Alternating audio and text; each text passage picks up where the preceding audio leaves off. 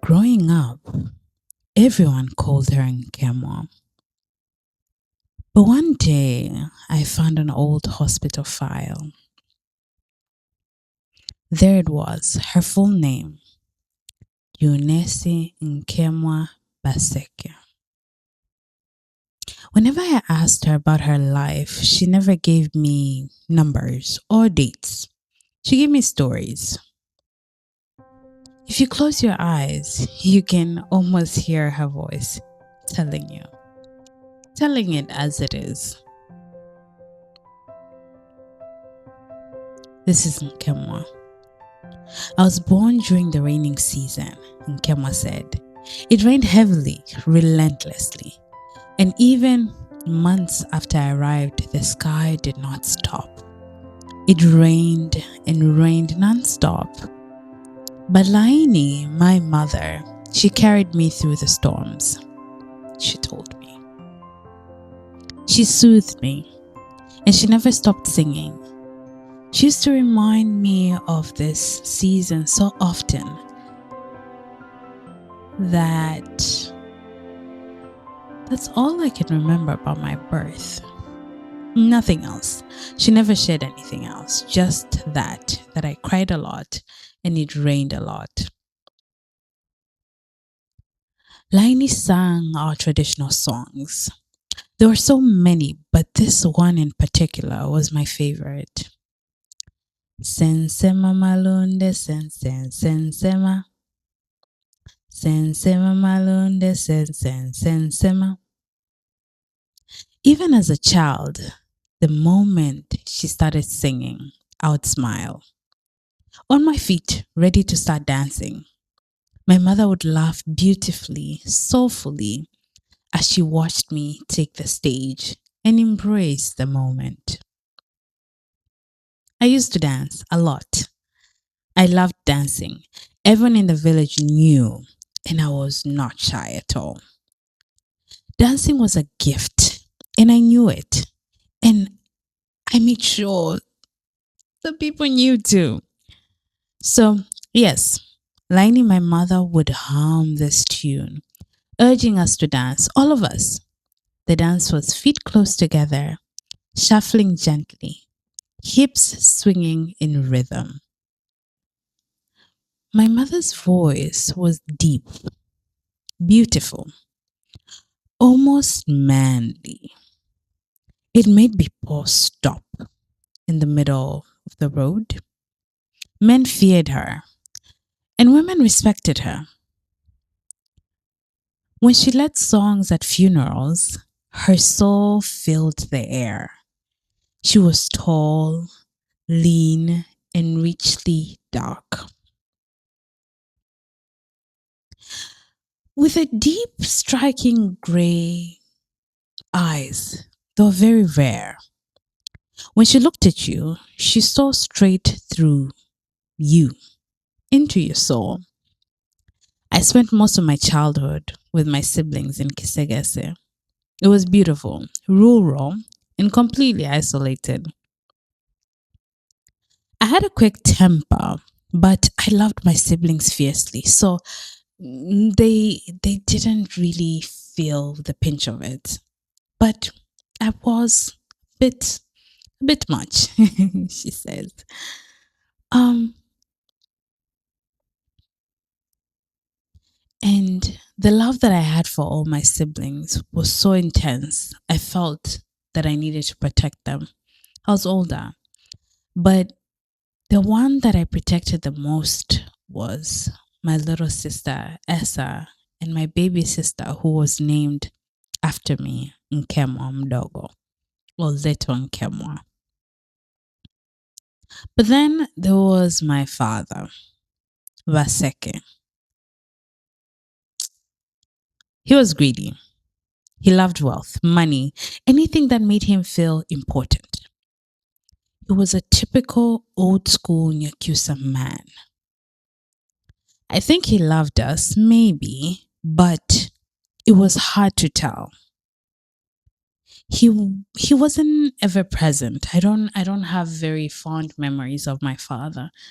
I don't remember him being proactive in our upbringing either.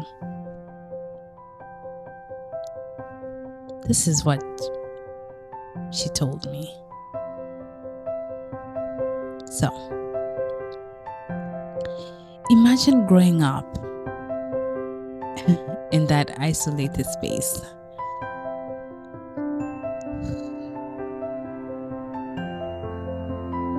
I try to visualize it.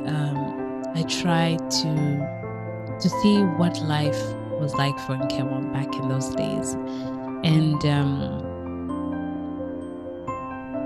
I can see a happy child, a happy girl dancing in the rain, enjoying every moment with her friends and the community around her.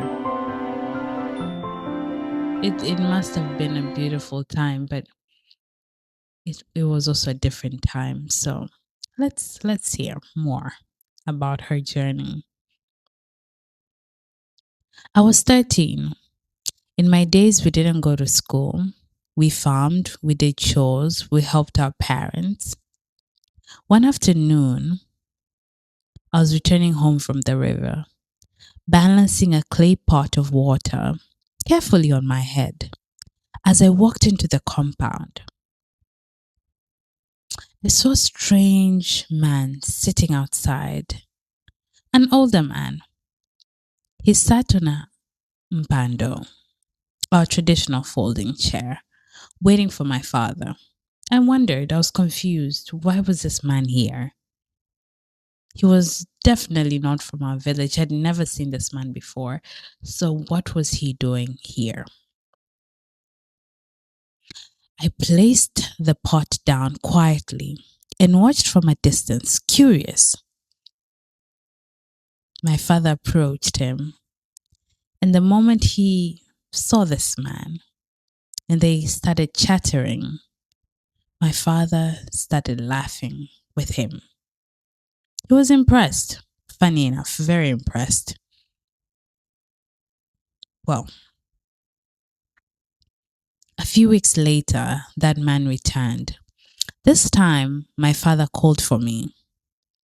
Bring him water, he said, and greet our guest, he insisted. Greet him properly, he insisted. On my knees, in a low squat, I greeted this man. That was the Nyakusa way, and it still is. Respect wasn't subtle. It was a performance to make a man feel powerful.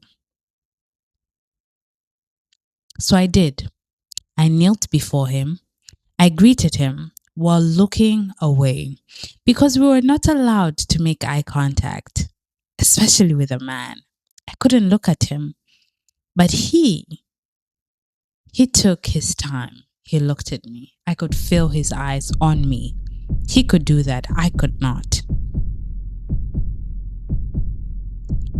When my father dismissed me, I ran behind the corner of the house. And I was curious. So I looked. I stared. I spent a long time just looking. I wanted to see this man properly. So I examined him. I took my time. He was tall, light-skinned, and his eyes were sharp, piercing. He wore a black blazer, brown trousers, and well-polished black shoes. He looked like he came from the city. He was definitely not a man from our village. He didn't belong in our village. That was it. He left. A week later, he returned again.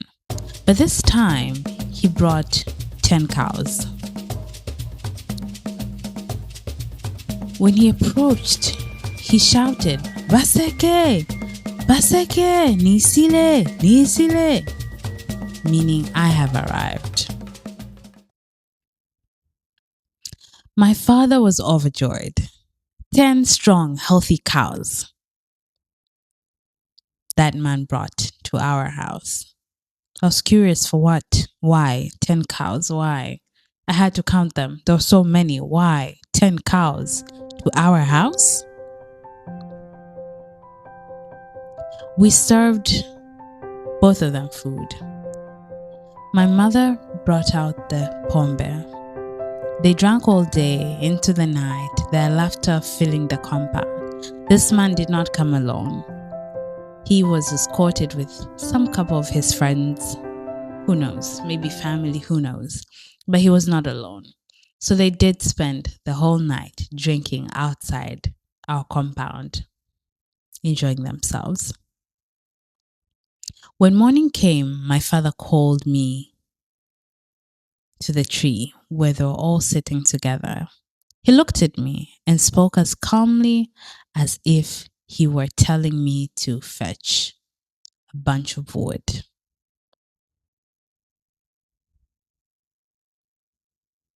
I remember it so vividly. Even after many years, I remember this moment and it still sits with me till today. Dionesi, this is your husband. You will live with him. You will live with him today.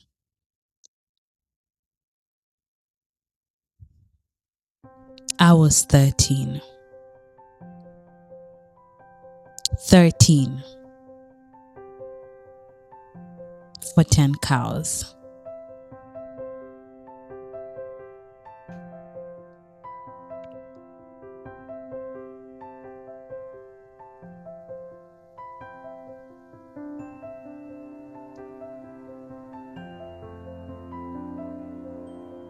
Well, that's part one of 10 cows with Nkemwa. If you've been listening to this story from the beginning to the end, thank you for taking the time to listen to this story. We would love to hear from you. Share your feedback. Welcome to our community. This is Hadithi Yangu, your host and narrator, Cecilia Mlenga.